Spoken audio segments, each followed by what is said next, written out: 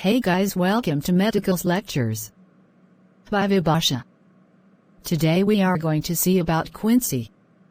So before get into the topic, you have to subscribe and like my video and comment, and don't forget to turn on your notification symbol. So let us get into the topic. Quinsy. Quinsy is also called peritonsilar abscess, that is the collection of pus in the peritonsilar space which lies between the capsule of tonsil and superior constrictor muscle. And it follows the acute tonsillitis previous history of sore throat.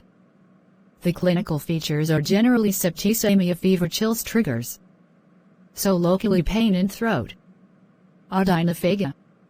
Hot potato voice.